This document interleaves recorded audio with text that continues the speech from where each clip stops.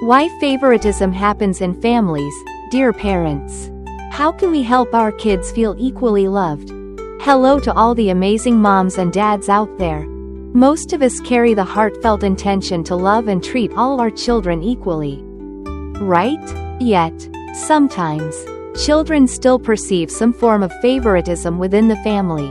Why does this happen? And how should we, as parents, recognize and handle it with care? Today, let's explore together the natural factors that may lead to slight differences in how we treat each child. What's important is to become aware of these influences and adjust accordingly, so every child feels completely loved and valued. Key factors affecting parenting styles. There are a few common reasons why parents, often unintentionally, might treat their children a bit differently. First, birth order has a significant impact. Second, having a child with special needs in the family can influence dynamics. Third, gender sometimes unconsciously affects how we parent. Let's dive deeper into each of these factors. The impact of birth order. First up, let's talk about something very common, birth order. Parents often end up raising each child a little differently depending on when they were born. Have you noticed? The firstborn often plays the role of the pioneer, the one through whom parents experience all their firsts in parenting. When we first step into parenthood, we tend to be highly enthusiastic, sometimes even overly cautious and protective. After all, who doesn't want to do their best and avoid mistakes the first time around?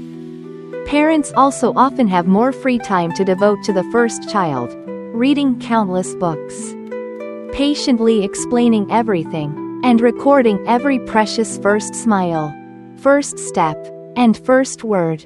We might carefully plan playdates, enroll our firstborn in skill-developing classes, and closely monitor their growth. All that focus usually brings certain benefits to the firstborn, who often tend to excel academically, develop leadership qualities, and carry a strong sense of responsibility. However, when new siblings arrive, parenting styles often shift. As parents, it's crucial for us to be aware of these changes. For example, we might unintentionally place higher expectations on the eldest child and give them more responsibilities, while the youngest may be more pampered and required to do less. We need to be mindful of this imbalance. Surely, you wouldn't want your eldest to feel the pressure of having to be perfect all the time. Nor would you want your youngest to grow up lacking a sense of responsibility. So, always keep this in mind. Strive for balance and avoid falling into predictable patterns based on birth order, when there's a child who needs special care.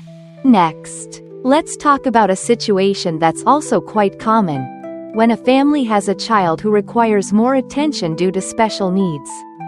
Whether it's physical, mental, or emotional challenges, caring for a child with special needs demands significantly more time and energy compared to their siblings. Naturally, this can lead to feelings of imbalance within the family, and it's completely understandable. How can we help the other children not feel neglected or resentful? Parents, view this as an opportunity to teach your children about empathy, understanding, and unconditional love. However, it's extremely important to still carve out private, quality time for the other children too. Don't let the needs of one child completely consume all your attention and energy. Also, make sure to establish healthy boundaries. For instance, a child with special needs shouldn't always get whatever they want without appropriate limits or consequences for their behavior. If we overlook inappropriate actions, it can hurt not just the other children, but also the child with special needs in the long run. Ignoring discipline creates hidden anger and resentment in the family, something we definitely want to avoid. Does your child's gender affect your parenting? Another subtle but powerful factor is gender. Even if we don't intend to, it's very easy to unconsciously fall into traditional gender roles.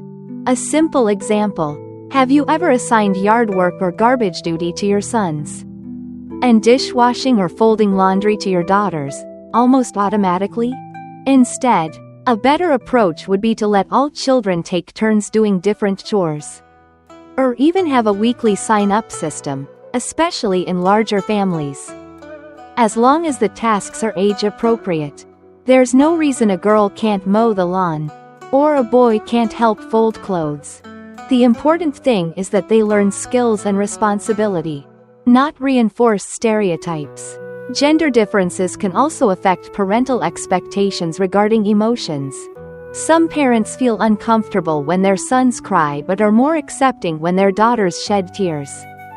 This can create real problems, especially if you have a sensitive son. Your discomfort might be picked up by your other children, and they could start teasing their brother, labeling him as weak. And worse, they may feel justified in doing so.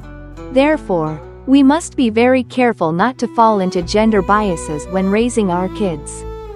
Focus on each child's individual needs and personality, rather than rigid ideas of what a boy or girl should be. So, what can parents do? Parenting is indeed a constantly evolving, challenging journey, isn't it? Whatever method you choose, finding a style that fits your family requires ongoing learning and adjustment, especially as new little members join the family. So what can we do? Take a moment to pause and ask yourself, am I applying discipline fairly among my children? Are the rules I've set age-appropriate and developmentally suitable for each child?